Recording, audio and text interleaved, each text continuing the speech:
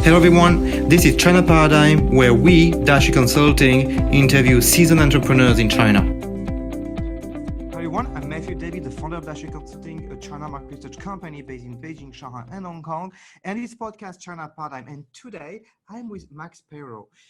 You have been in China for a while now, because you moved to Shanghai in 2008. So you have celebrated like 11 years now this year in China. You first worked in a company, in an accounting company called Mazar, and then you started your first company called Ichi. I hope I pronounced it correctly, in 2011.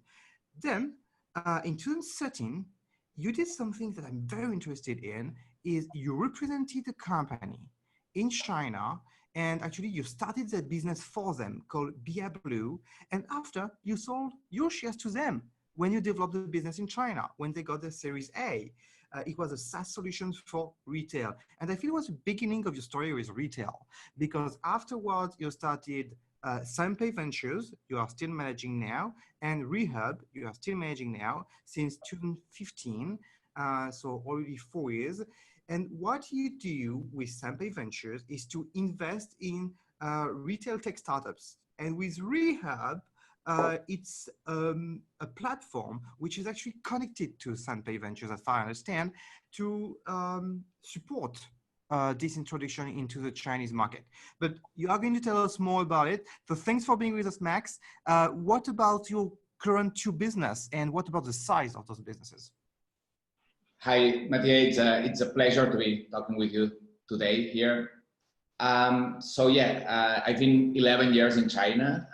I must say it's been a journey, and I think I've been very lucky to be at the right place at the right time, right? I've been able to experience this fast change that occurred in China in the last 11 years. And I think that my career is somehow connected to this fast change, right? Currently, Re-Hub, Sanpei Ventures, we are 6 partners and 10 employees, and we are split between Shanghai and Singapore.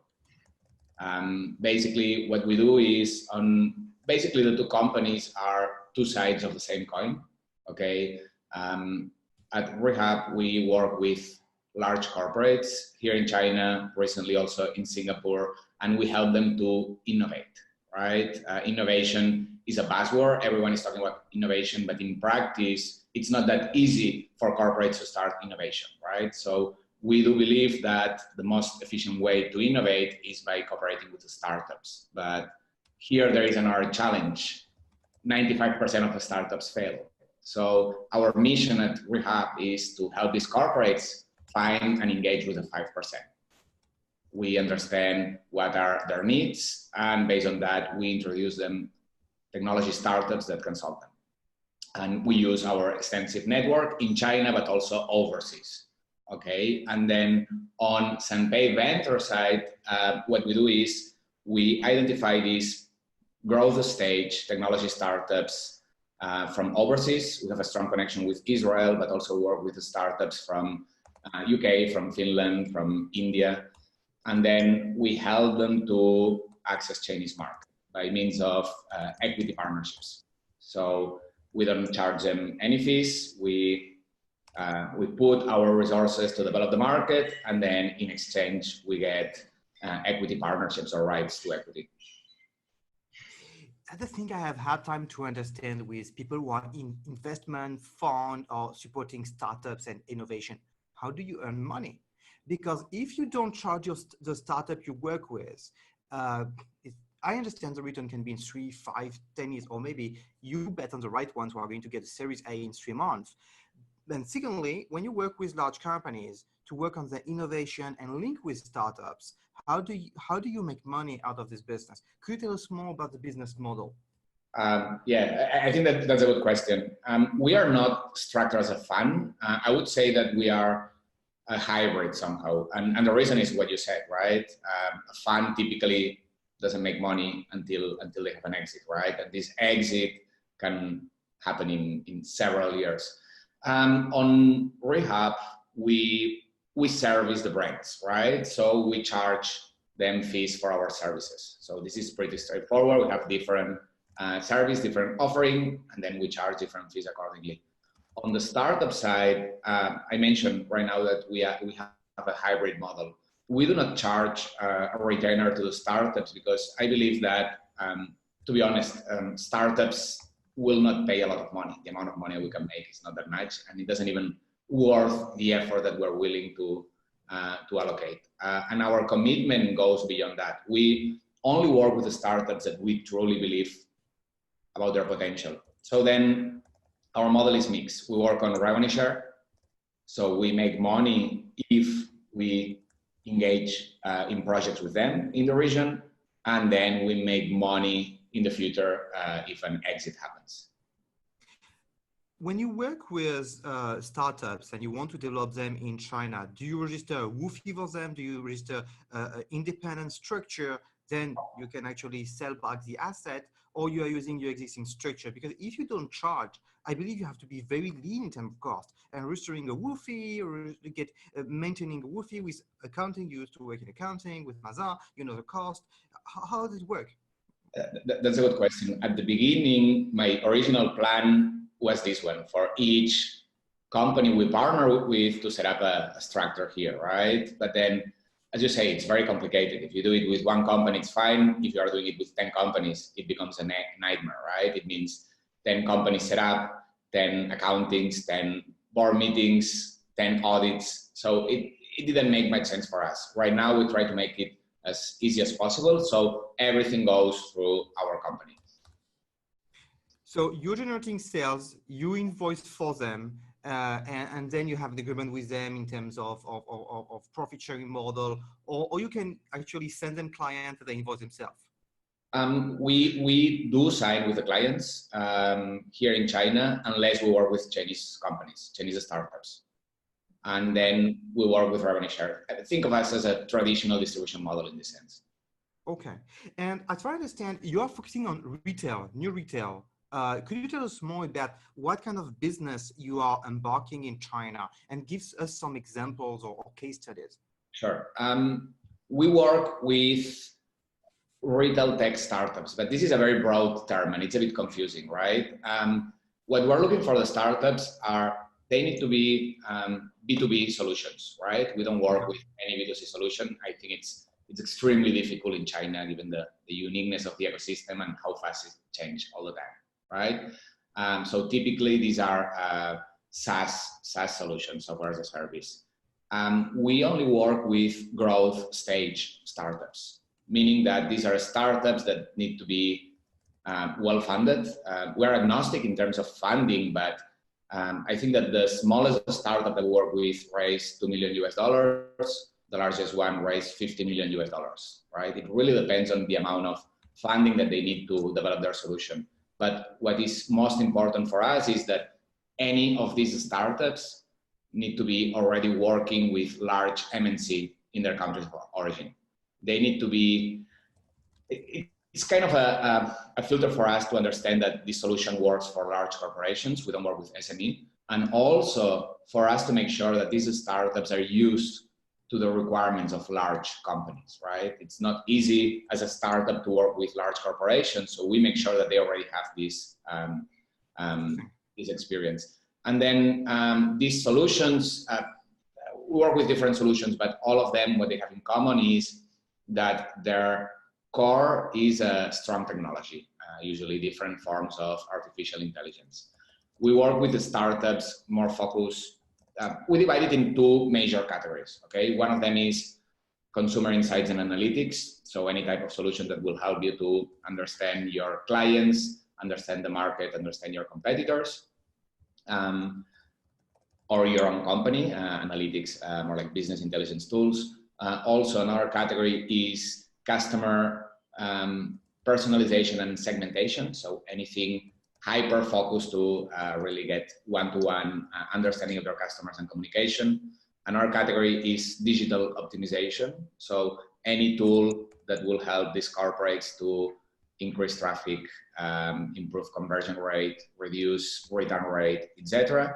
And the last one is the so-called new retail or O2O. You chose to work in retail. it's very often I understand linked to brick and mortar and digital experience. How is it going in China so far? Retail, is it? We see that Carrefour is leaving. Auchan had a hard time and actually sold part of his business. We see that Walmart had a hard time. How is it to be a foreigner, to represent foreign interest, and to work in the retail business in China? Actually, it's funny because we don't do that many projects with brick and mortar. Most of our efforts are focused on their online business. And I think this also follows a trend that we see in China. I think that brick and mortar growth is slowing down, at least on tier 1, tier 2, even tier 3 cities. Most of the offline growth is coming from lower cities. And this is because of how fast the Chinese ecosystem is evolving, right? And how developed and how advanced the online offering right now existing in China.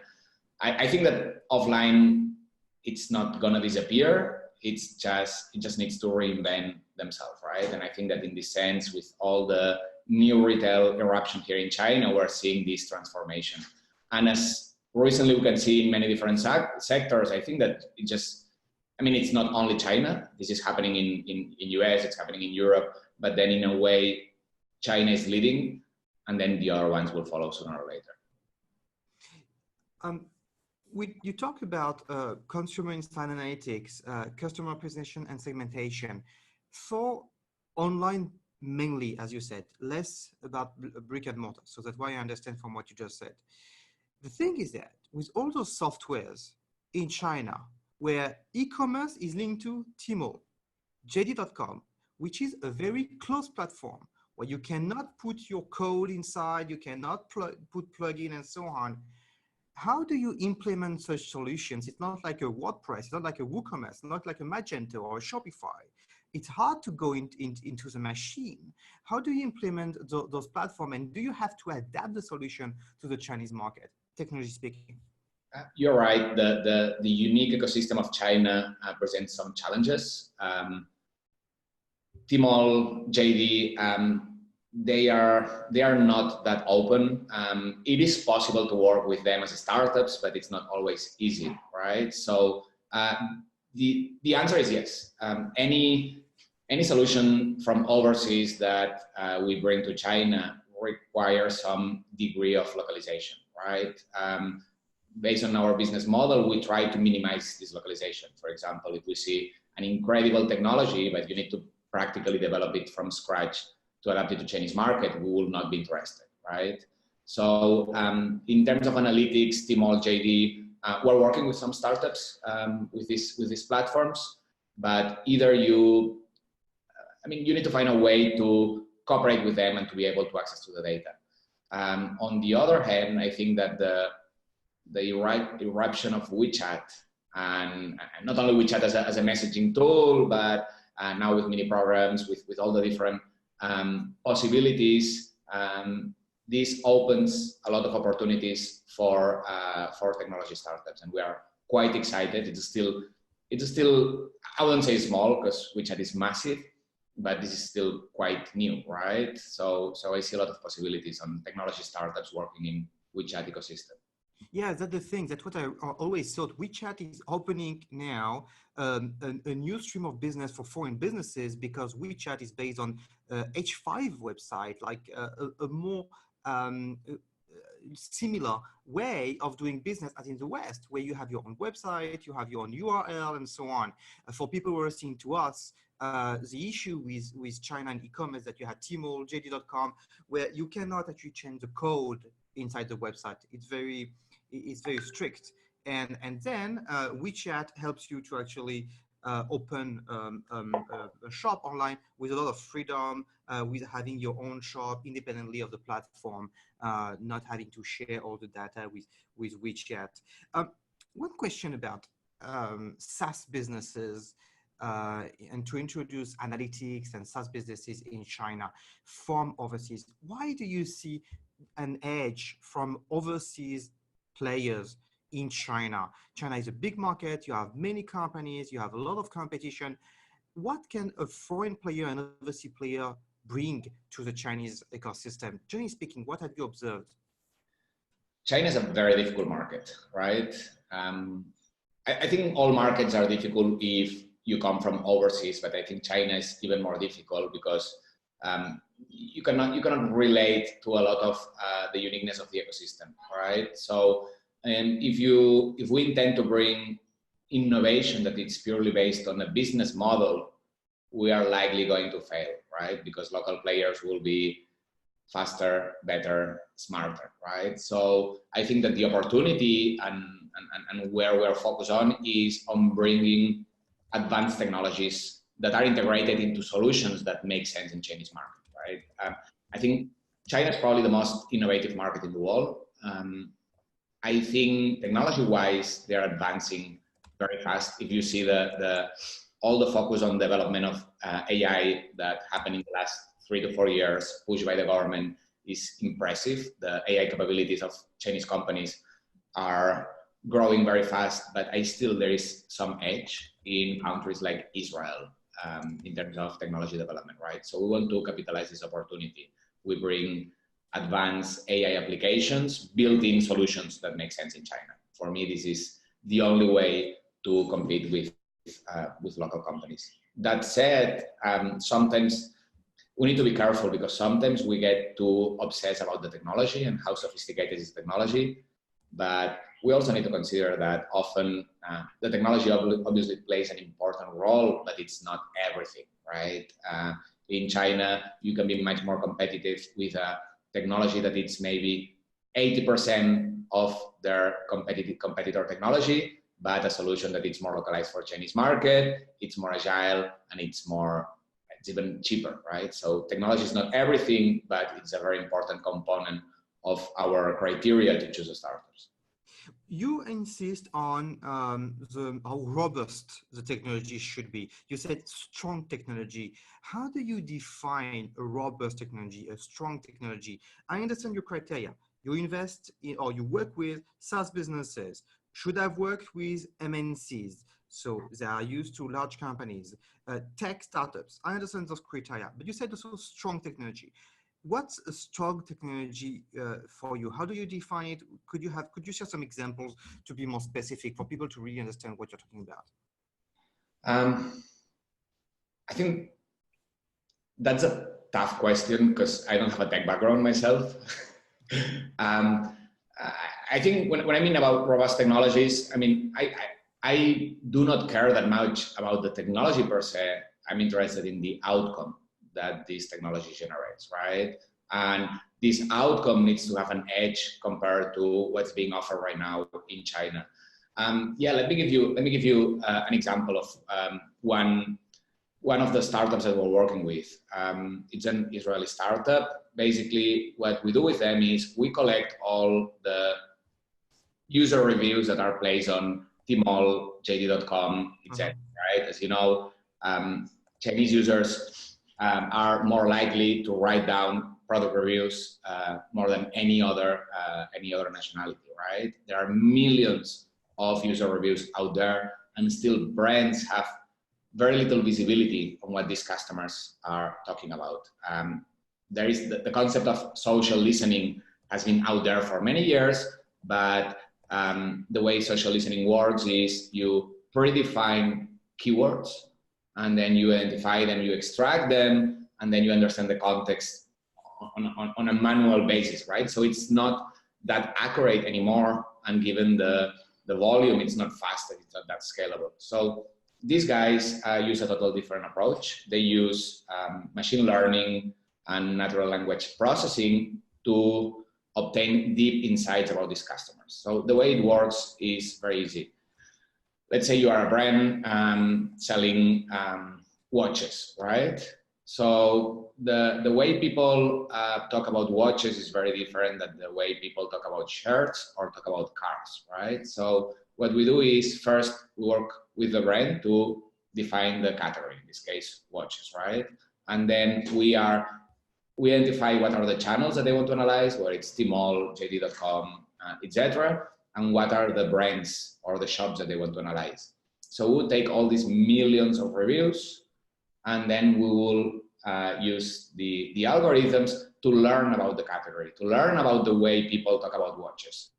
So once the algorithm learns about that, the algorithm is able to extract automatically, with no human intervention, what are the aspects that are being mentioned and what is the related sentiment to any of that, or any of these. So as a result, we can provide insights that are more granular, more accurate, and faster than using traditional methods. This is a startup, it's called Reviews, and this is a startup that is working with some of the largest companies in the world in US and Europe. It's invested by Nielsen, and it works with agencies like McKinsey, for example. Is that the thing? You just mentioned a case where you have to adapt to China because Chinese speak Chinese, write Chinese. And in Chinese language, you have a space between words. Yeah. And you don't know when the words are ending or beginning, because 3 characters can be one word, one word can be one character. Sometimes actually the same character can have different meaning depending on the context. Did you have to adapt yourself? Was it your job to adapt this part to the Chinese market, or they had already been adapting this before? That's a great question. Usually anything that touches languages in China, we try to work with Chinese companies, right? But in this case, their solution was already ready for Mandarin, which was a huge advantage for us. And I think also nowadays, machine learning can offer a lot of solutions using machine learning are, I wouldn't call it language agnostic, but almost. Nowadays, it's for an algorithm, it's easier to learn about the language than ever before, right? We had to adapt a little bit, yes, but I think that more than adapting to the language, the challenge is to adapt to the Chinese users, okay? The way, for example, that US companies will look at dashboards or will look at insights might be different than the way that their Chinese counterparts look at that, right? So for me, the most important thing besides language, besides the obvious challenges of the great firewall, right? Hosting, etc., it's to adapt to the Chinese culture, right? To what the Chinese user wants. More in a sales perspective, I feel that actually your focus on is more to make it sellable in China, so that the clients can use, understand your software, but the technology of the product, I feel it's more the company itself, the startup itself, which is going to work on. Am I correct? Yeah, that's correct. We don't touch the technology. We think that the startup is the one that should be in charge of technology, and the technology requires little localization, but then the product itself, it's the one that requires localization, and this is where we'll put the efforts. I see.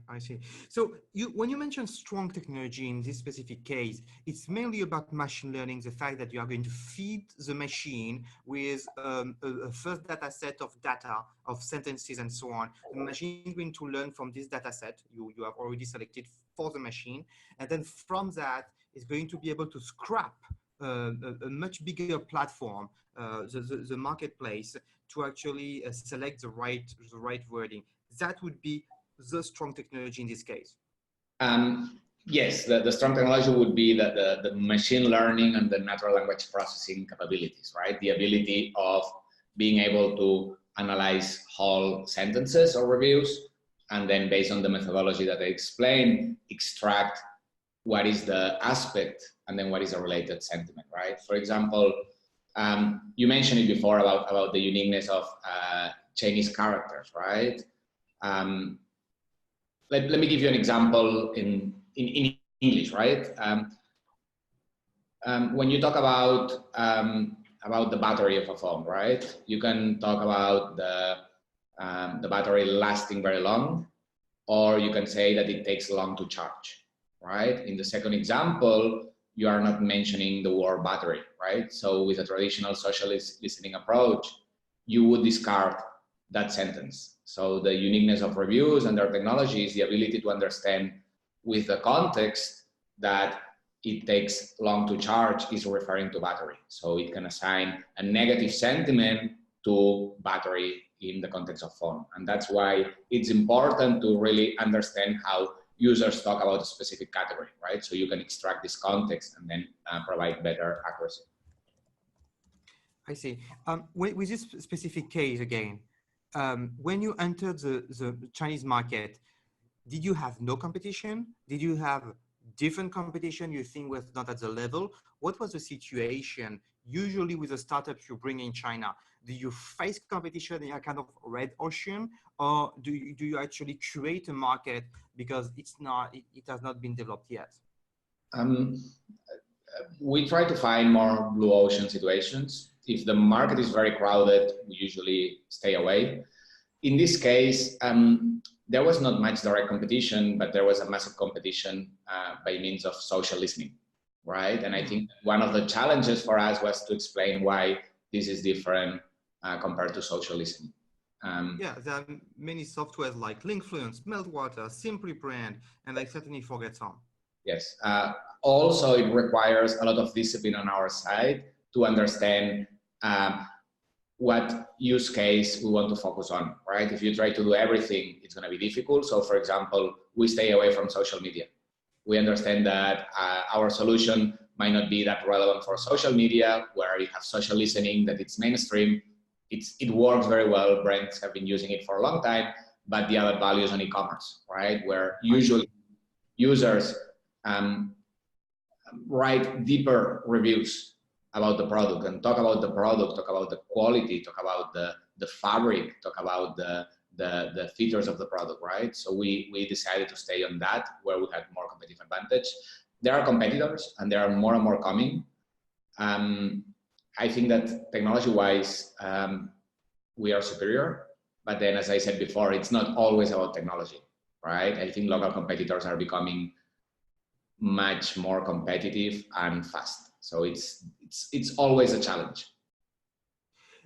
I feel the idea of starting Sanpei Ventures and Re-Hub came from your first experience with Blue, isn't it?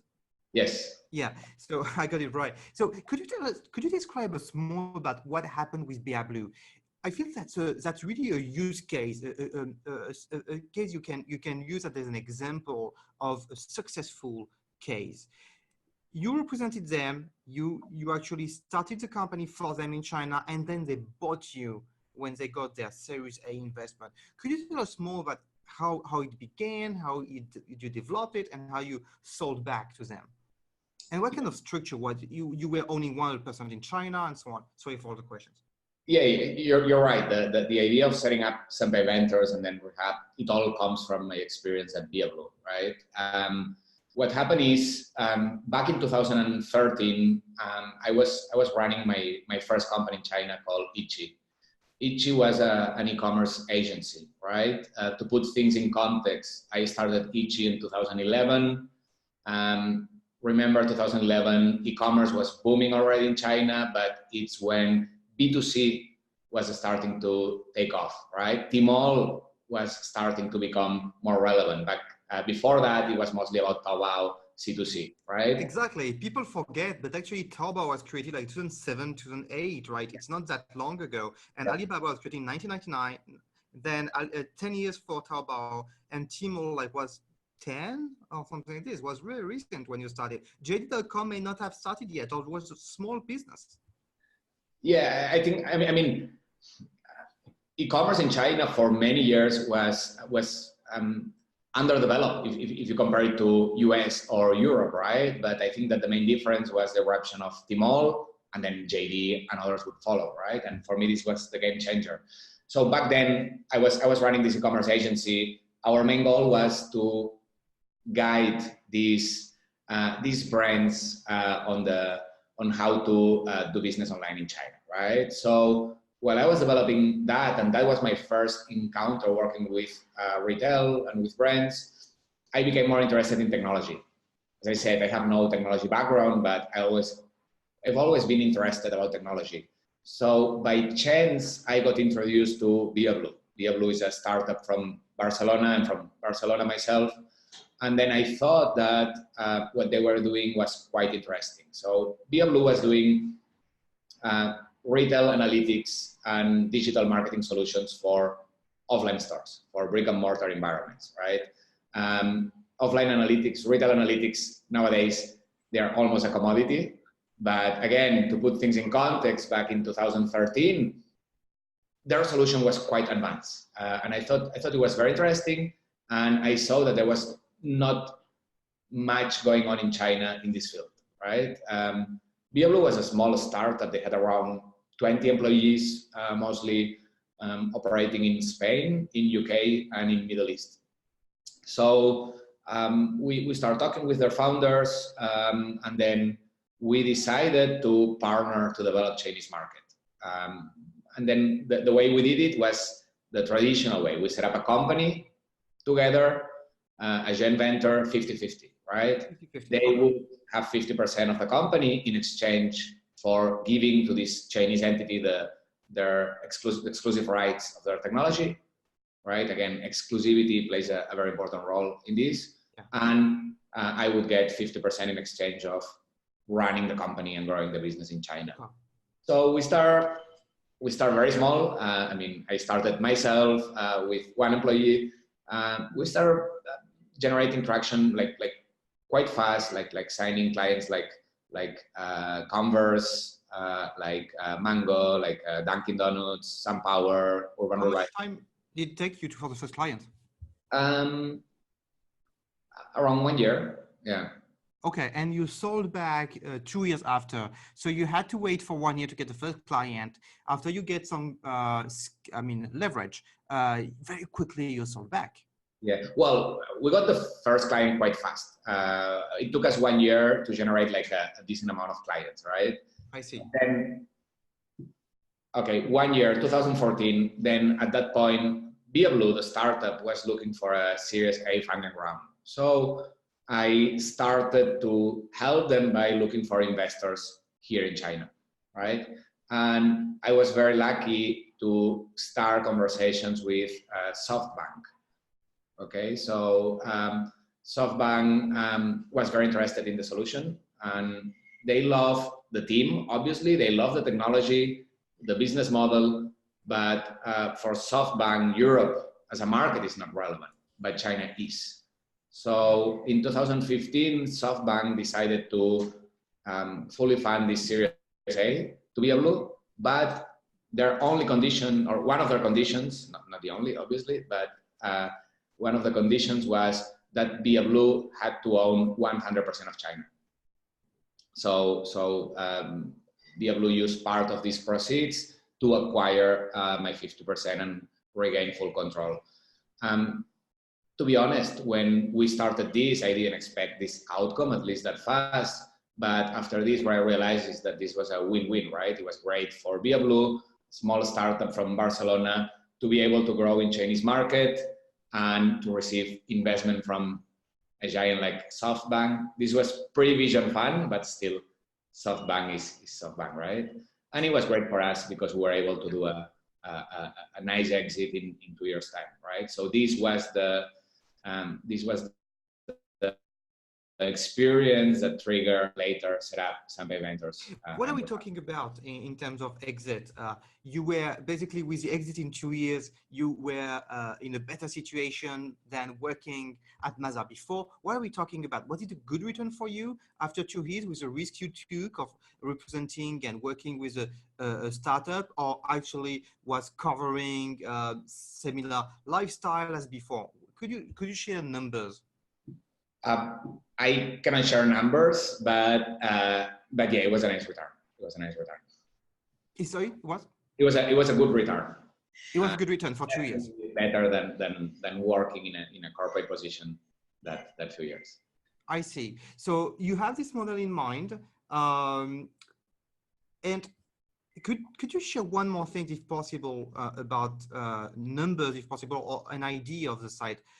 When do you think a Chinese market is a Chinese company, sorry, or Chinese subsidiary is sellable? when you reach $500,000, when you reach 2 or 3 clients? At what stage you feel the asset has been good enough?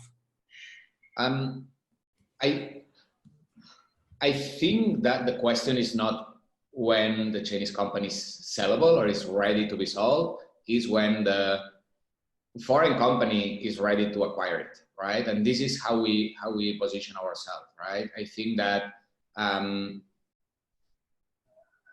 typically, let me take a step back on this, right? So typically, a startup, where it's from Israel, from France, from UK, would only come to China after Series B or even Series C, right? They need to be already a large company.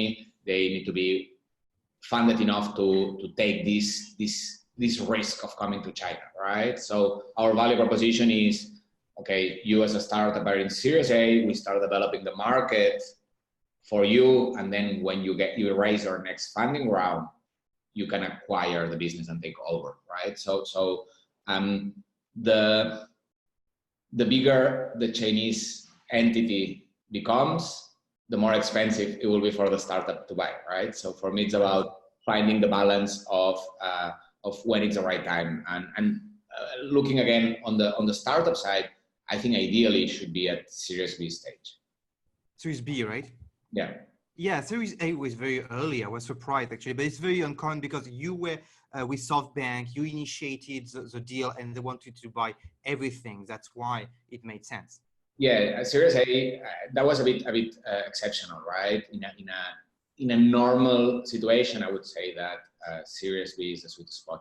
Also, take into consideration that right now we work usually with larger startups than what was Via Blue back then. About your team at Re-Hub, how do you attract people like Michael Zhang, with the co-founder of Baozun, which is a company listed on the Nasdaq? How do you attract people to work with you on the board? Do you pay them? Do you give them access to preferred shares? How do you attract them to be on the board? What's to be on the board of your company or advisor? So when I started this project, I wanted to make sure that I surrounded myself with smart people with experience that could provide value to this project, right? I mean, even though I've been working with brands, with retailers since 2011 when I started my first company, I never worked on the brand side, right? So I wanted to make sure that people like Michael, people like Nicholas, who was the digital GM for Nike in China. He was in charge of bringing Nike in China to Tmall, later to WeChat, etc., could join and provide value. In this case, on their side, they were quite interested because, I mean, I already knew them from before. So they were interested about this new project, and also for them as a way to learn about innovation, understand what's going on out there in terms of startups, what are the next disruptors. So in this, it's a learning experience. Yes, because you don't pay them. Do they get a return? Well, they are shareholders of the company, so they get a return if we succeed, right? Shareholder of your company or shareholder of each investment? Oh, yeah, but Yeah, similar. of our company. Your company, okay. Yes. I see. And your company will take shares in other companies if you start the company for a startup or for a large company? We might or we might not. It's really case by case. I think that taking equity of a startup that it's already at Series B, raised like $50 million and has like top VC sitting in their board is very difficult. Yeah, you need a fund. So at the end, I mean, we try to make it as simple as possible, right? What we want is to create win-win situations. We want the startup to benefit from our work, which is obviously growing the business in China, now also through our office in Singapore, in some parts of Southeast Asia. And we want to get rewarded if the startup succeeds partially because of us, right? So I think that there are many ways that don't involve hard equity, but still can benefit from this potential exit. Does it mean that when you represent a startup in China, you mainly actually resell a contract you have, an exclusive contract, and when they raise a Series B, they will buy back the contract because they don't buy the Wi-Fi back because you have not set up a Wi-Fi for them. So is it purely a contract, an exclusive distribution contract they would buy back? Yeah, that's right. They will not acquire our company, but they would get back. They would acquire or buy back the business. If you think, Matthieu, this is not a new business model. If you think in the 90s or more in the 2000s, think of all the large brands from Burberry to all the big brands and retailers. They use a very similar model, right? Back then, they would give the license. It's a bit different because it was a license in many cases to Chinese companies, and recently they bought it back, right? So the model is not new. We just apply it to the startup environment, and then we change it a little bit in the sense of the cooperation, right? In this case, we always see ourselves as partners of the startups, right? And the reason is we cannot do it alone. We still rely on them on technology, on helping to localize the product. So we have a very fluid communication with the startups we work with. You mentioned several times that you have strong links with Israel, and actually that's one of your focus is Israeli startup. What situation do you see between Israel and China? My analysis so far is that for now, Chinese companies have not bought many Israeli companies like the US deal, like Waze, for instance, was bought by the US. First. Second thing is still, in order to add, Israeli companies need to adapt a lot of things for China because totally ecosystem. The Israeli ecosystem is closer to the US or to Europe. So could you tell us more about what you see that Israeli startups can have as a leverage in China as an asset? What I see is a growing interest from Israeli startups to do business in China. They are very excited. I think one of the advantages of Israel or Israel entrepreneurs is that they are extremely open-minded, right?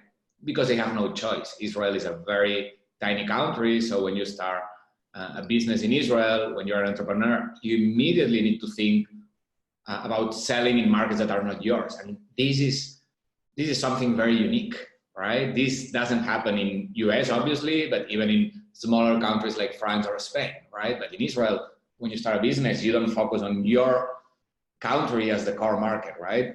So this open mind allows them also to look farther than many other entrepreneurs, right? That would never think about China. So I see a growing interest, but I also see that they encounter a lot of difficulties. I see in recent years much more expeditions from Israel to China to do business or more help, whether it's from Chinese government or from private companies, helping them to set up companies here. And it's tough. It's very difficult, right? To do business in China is not easy. To start a company or grow a company that is small in China, if you don't have prior experience in China, it's difficult. So I see the willingness, but also they are realizing more and more the threats or the difficulties. On China side, a few years ago, you would barely see any Chinese in Tel Aviv. Right now, you see plenty. You see a lot of companies going there. I think also there is a growing interest on the Chinese side about Israel and about the technology oasis that Israel is in a way, right? We see more communication between China and Israel.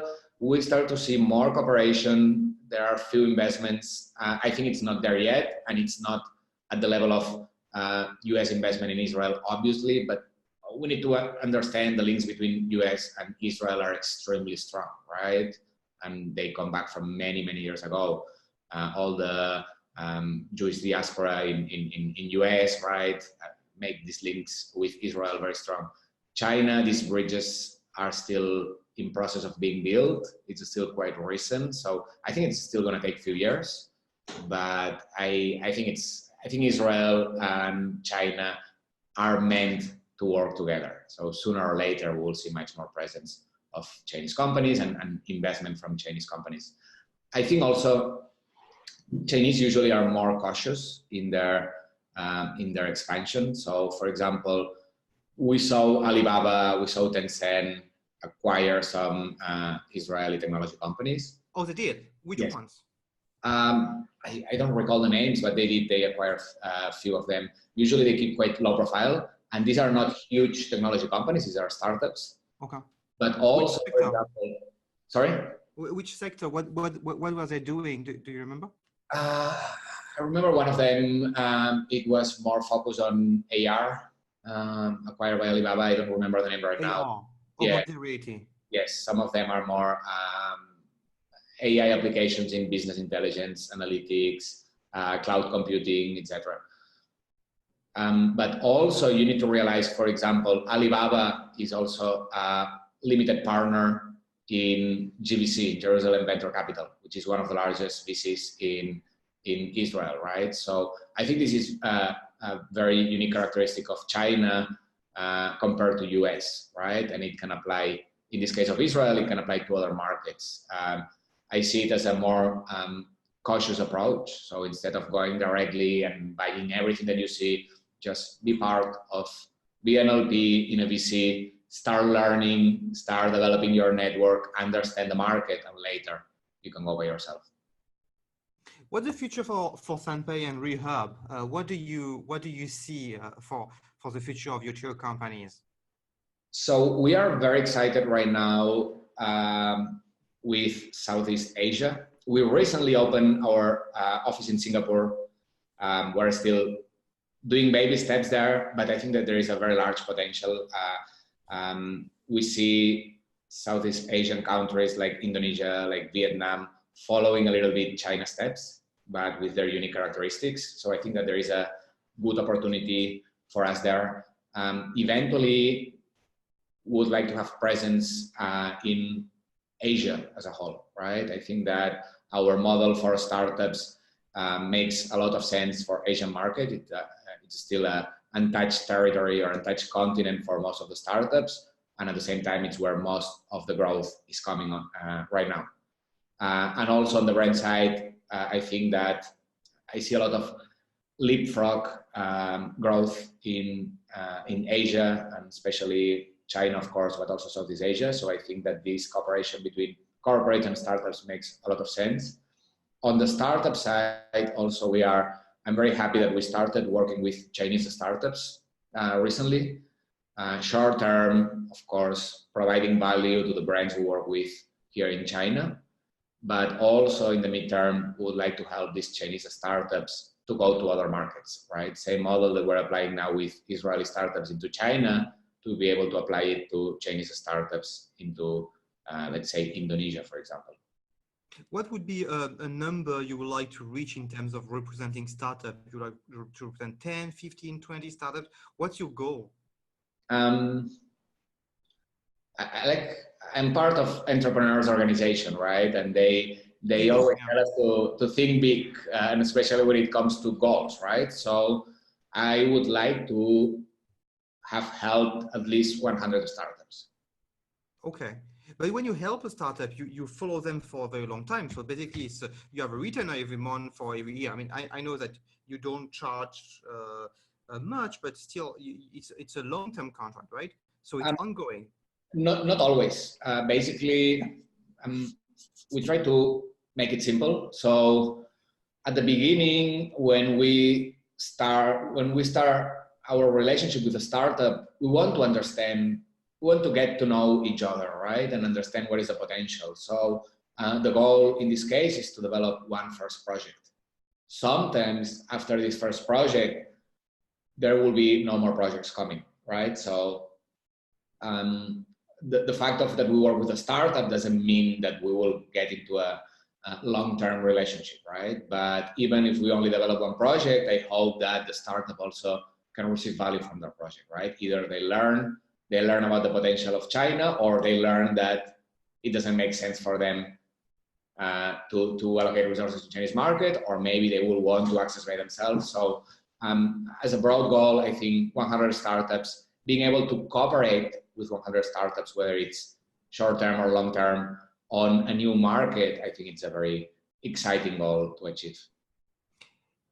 Last question. That's a question I want to ask to every interviewee. What sources do you use in order to know about China, in order to be up to date about China? Could be blogs, could be books, could be newspapers, could be people even to meet. Like you like to meet with entrepreneurs, like to meet with VCs or with journalists. I don't know, a kind of people. Could you give us a framework of how to get knowledge on China? That's a tough question. I think for me an important source of knowledge is LinkedIn. Okay. Okay. Which is not banned, which is not censored. That's why, right? Yeah. Well, yes, but also because I mean, for me, I mean, I built my own LinkedIn over the years, which might be different than yours or some people else, right? So what I like about LinkedIn is that I get curated information that is relevant to me.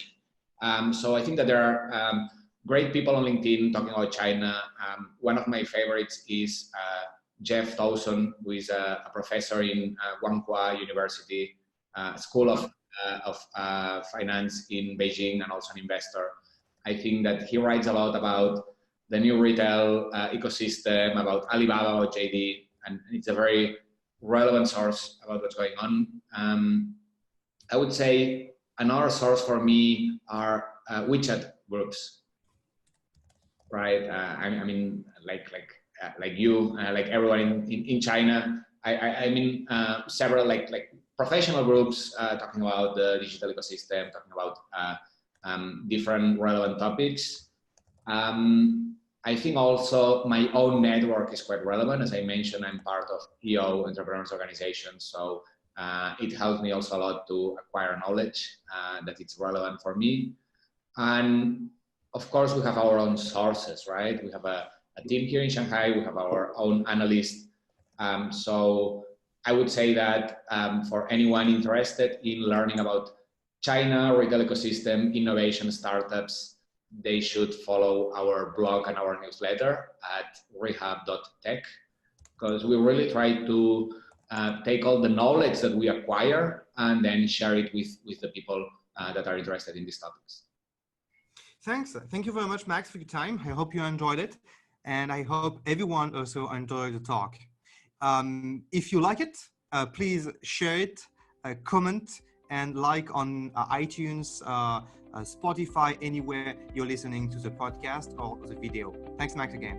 Thanks a lot, Matthieu. Bye-bye, everyone. Bye-bye.